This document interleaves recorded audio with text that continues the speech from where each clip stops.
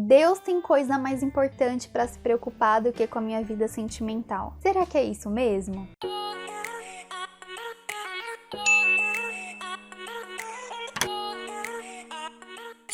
Esse é o segundo vídeo dessa série especial do Dia dos Namorados. E hoje eu quero falar sobre esse tema que é um questionamento, um lamento, né, na verdade, que eu vejo muito aqui no canal, nos comentários, nas mensagens que eu recebo. Eu já falei aqui sobre vitimismo, eu já falei sobre essa questão de você achar que Deus não tem ninguém pra você. Se você não assistiu esse vídeo, assiste aqui. Mas o vídeo de hoje é pra você que tem aquele pensamento de que o maior propósito de Deus é a salvação, e realmente é. E que é com isso que a gente tem que se preocupar, com a volta de Jesus, e ainda se sente egoísta por orar pela sua vida sentimental, por desejar um casamento. É pra você esse vídeo. Se você se identifica com esse pensamento, então assiste esse vídeo até o final, porque eu vou te provar que você está totalmente errado.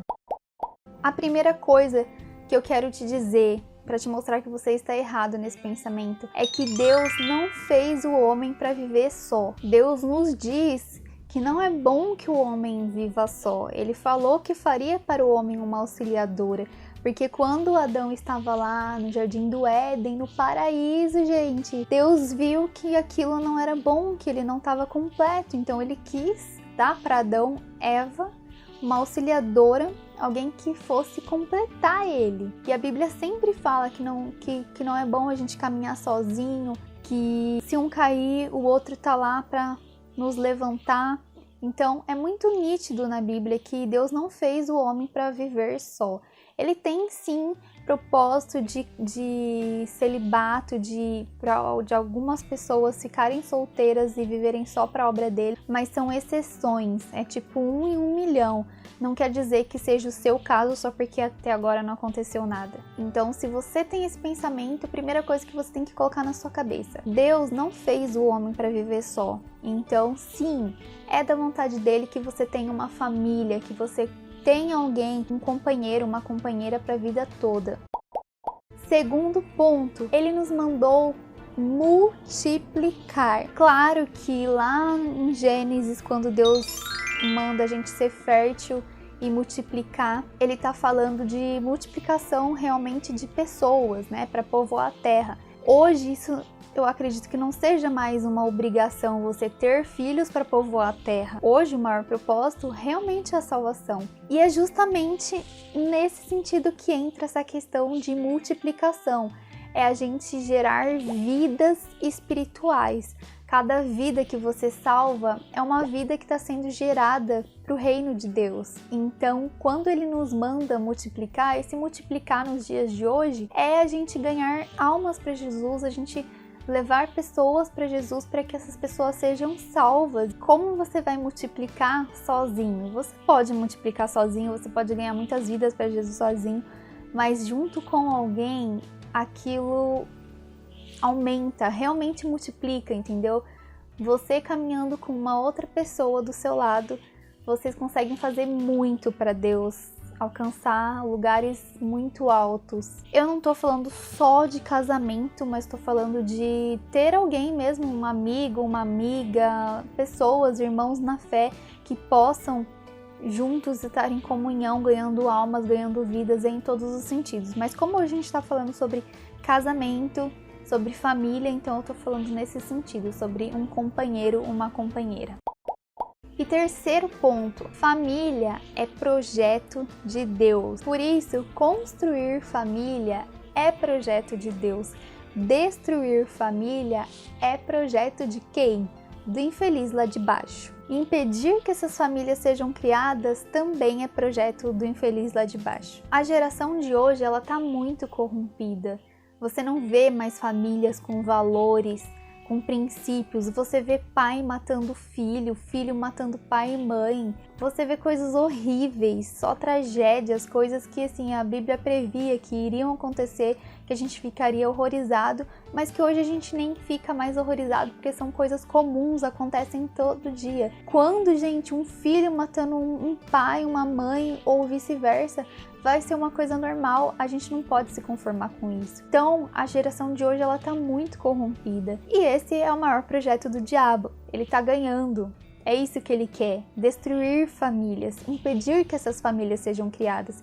E quando ele coloca na sua cabeça que você não tem que ter alguém, que você tem que se preocupar com a salvação e não se preocupar com família, é isso que ele está tentando fazer. Ele está tentando impedir que mais uma família abençoada, estruturada por Deus, seja criada nessa face da terra. Porque imagina só o poder de uma família estruturada, uma família que vai fazer a diferença nessa terra. Se hoje a maioria das famílias tem sido destruídas, muitas outras novas famílias estruturadas em Deus precisam ser criadas, precisam existir para combater essas outras famílias, essa geração corrompida. E imagina só o poder de uma família estruturada. Eu sou uma mulher de Deus, tenho minha fé em Deus. Aí eu casei com o Bruno também, a gente juntos, a gente faz muito para Deus, a gente é um casal abençoado, a gente consegue ganhar muitas vidas para Jesus, e a gente sendo assim, os dois juntos, tendo o mesmo pensamento, caminhando juntos, a gente tem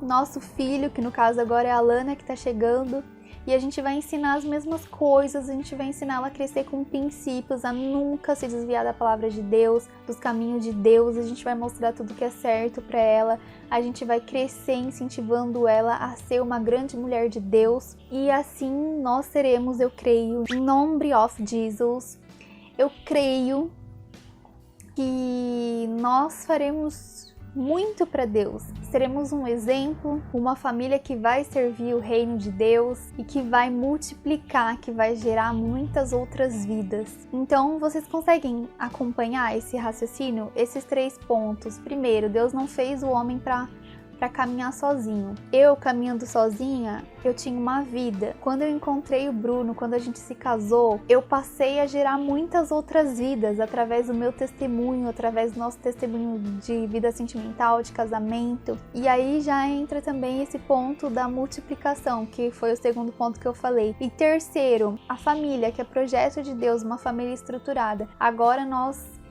cumprimos a palavra, a ordenança aí de ser fértil e multiplicar. Multiplicamos e estamos gerando aqui dentro uma vida. Então, buscamos ter uma família estruturada em Deus. Essas promessas estão se cumprindo na nossa vida, mas um dia eu também tive esse pensamento de que casamento não era pra mim, que eu não devia ficar me preocupada orando pela minha vida sentimental, que eu tinha que me preocupar com a salvação, com outras vidas que tinham coisas muito mais importantes do que isso, pra eu pensar, pra eu me preocupar. E se eu tivesse seguido nessa linha de raciocínio, nesse pensamento, eu não estaria aqui hoje. Mas como eu me preparei, eu continuei crendo, eu entendi esses princípios, então Deus me abençoou.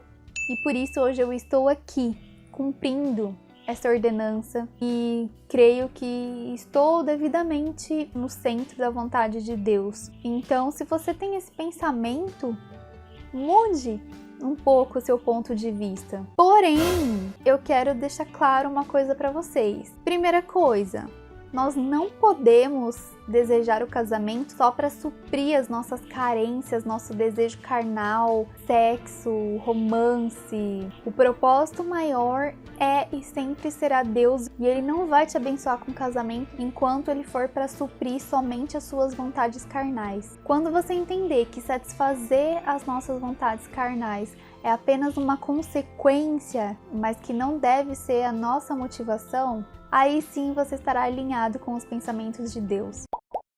Segundo ponto, e creio que é um dos mais importantes, Deus só vai te dar um casamento se você souber reconhecer o valor dessa aliança que deve ser para sempre. Se não, Deus pode te dar, mas você pode perder, porque Deus nos abençoa, mas cabe a gente cuidar daquilo que Deus nos deu para manter. Muita gente perde a bênção porque não sabe valorizar, não sabe cuidar daquilo que Deus deu. E terceiro, você só vai estar pronto quando você entender que casamento é uma parceria, uma aliança, ou seja, é constituído de 2 partes. não será mais eu, e sim nós. Então muita coisa vai mudar. Quem casa não tem mais individualidade, porque tudo é compartilhado. O que é meu é seu, o que é seu é meu, é nosso. Somos nós. Eu tô falando do casamento de acordo com os princípios de Deus, tá bom? Não de acordo com o mundo moderno. Vocês continuarão sendo pessoas individuais, seres individuais, mas que foram unidas para se completar e deverão caminhar juntas.